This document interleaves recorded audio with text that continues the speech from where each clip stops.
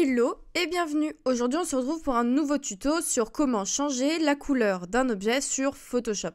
Ça peut être super pratique car en effet si vous avez pris votre ami avec sa casquette rouge et que finalement vous pensez que pour la photo ce serait mieux qu'elle soit entre le bleu de la mer et le bleu de son pull, ça peut être assez pratique. C'est pourquoi je vais vous montrer aujourd'hui 4 méthodes afin de venir changer la couleur de la casquette de votre ami. Pour la première méthode, je vais tout simplement venir rajouter un calque, prendre et choisir la couleur juste ici en double-cliquant sur la couleur et en venant tout simplement me déplacer en fonction de la couleur qu'on veut. Moi je souhaite un bleu, je trouve que c'est assez sympa. Je viens cliquer sur OK et je vais tout simplement passer avec mon outil pinceau grossièrement sur la casquette. Peu importe si c'est assez laid, vous allez voir, c'est assez pratique. Ici, on a notre calque en mode normal, mais on va venir sélectionner et descendre pour atterrir sur teinte, comme ceci. Vous voyez, c'est pas parfait, mais on a quelque chose quand même d'assez clean et d'assez rapide. Vous pouvez venir appuyer sur E pour utiliser la gomme et venir tout simplement gommer les choses qui ne vous plaisent pas. Il y a des traits qui sont pas forcément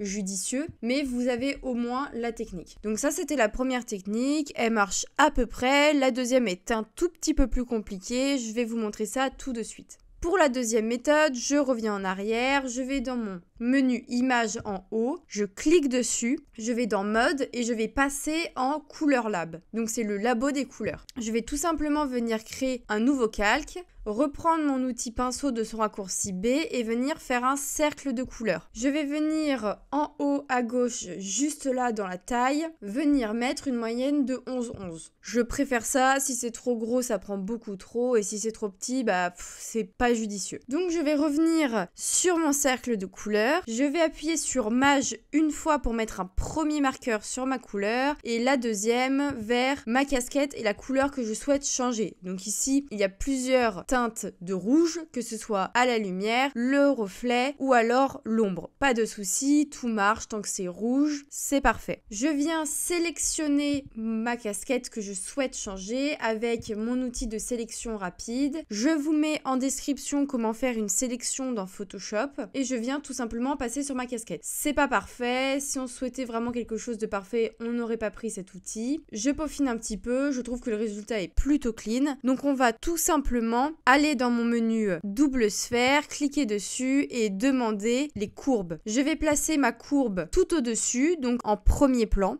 Je vais venir cliquer sur ma petite icône dans propriétés juste là avec cliquer glisser. Je clique dessus et je vais utiliser commande majuscule sur mon deuxième marqueur. Je vais tout simplement changer la sortie avec ma première valeur, donc juste ici. Donc 33, 19 et moins 60. Là vous voyez, on a le L pour luminosité, donc dans la sortie, je vais marquer 33. Vous voyez, il y a déjà des changements qui s'opèrent. Je viens dans le A, je regarde mon information A, elle est à 19, donc je remplis avec 19. Et je fais pareil pour le B, je prends ma valeur moins 60 et je viens la marquer dans ma sortie. La couleur n'est pas tout à fait pareille, c'est pourquoi on peut venir changer dans la courbe comme ceci en fonction de ce que l'on souhaite. Donc là j'ai changé dans le B, je peux venir dans le A, rechanger comme je le souhaite et venir dans la luminosité. Comme vous pouvez le voir, ce n'est pas super clean, mais ça reste quand même assez propre. Une fois que l'image est finie et que vous avez un résultat satisfaisant, ici ce n'est pas super satisfaisant, mais vous l'aurez compris, vous jouez avec les courbes et tout ira très bien. Une fois que vous avez fini votre image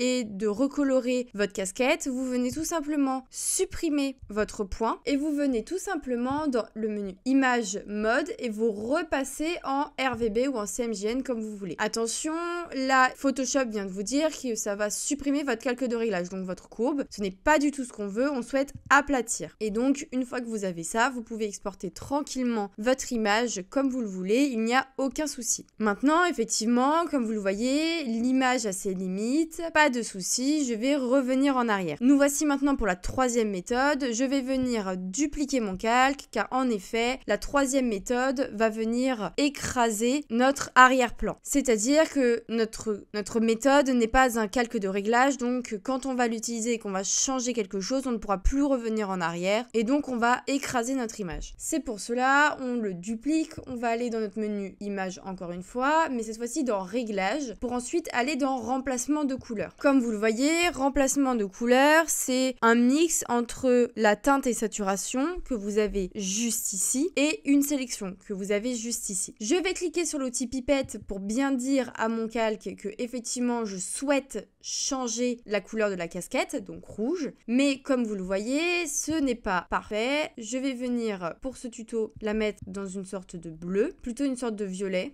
foncé, mais comme vous voyez, la casquette ne change pas de couleur totalement. C'est pourquoi on va venir sur notre outil pipette plus, venir sélectionner là où on souhaite un petit peu plus. Donc malheureusement, vous le voyez, la peau a aussi des couleurs orangées, rouges, donc ça le prend en compte. Pas de panique, on va tout simplement venir cliquer sur OK et venir faire un masque de fusion. Je vais venir l'inverser et je vais tout simplement appuyer sur B pour mon outil pinceau et venir sélectionner ma casquette. Donc là, comme vous voyez, vous pouvez y aller assez grossièrement. Et là, on va repasser un petit peu plus finement sur notre casquette. Hop, on passe ici, comme ça. Bon, moi, je fais ça très rapidement, mais vous aurez le temps de refaire tout ça très bien et très vite chez vous. Maintenant, ce que je vous conseille, c'est vraiment de faire une sélection. Comme ça, vous ne pourrez pas dépasser. Ça prendra vraiment la sélection de votre casquette. On arrive maintenant à la quatrième méthode. Je vais tout simplement venir supprimer mon arrière-plan copie de la troisième méthode et je vais tout simplement aller dans un calque de réglage que vous avez en bas et je vais cliquer sur teinte et saturation. Ici, on est dans global. Donc, si jamais je change les couleurs, tout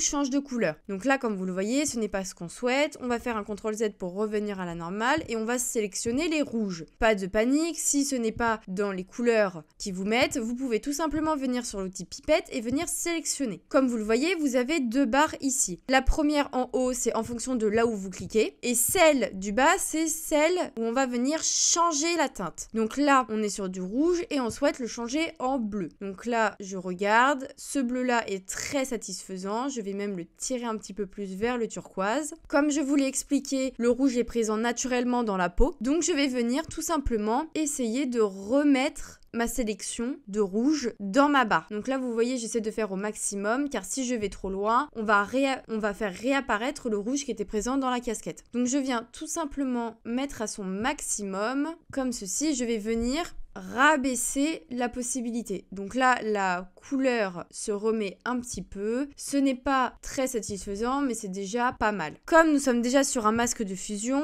on peut tout simplement venir appuyer sur B de notre pinceau, agrandir et venir tout simplement, avec le noir, rajouter des informations pour ne pas avoir à tout refaire. On a quelque chose d'assez clean, je suis plutôt contente du résultat et c'est l'une des méthodes où vous allez avoir le plus de résultats et le plus qualitatif. C'est la fin de cette vidéo. On se retrouve demain à 18 h comme d'habitude pour un nouveau tuto. À bientôt.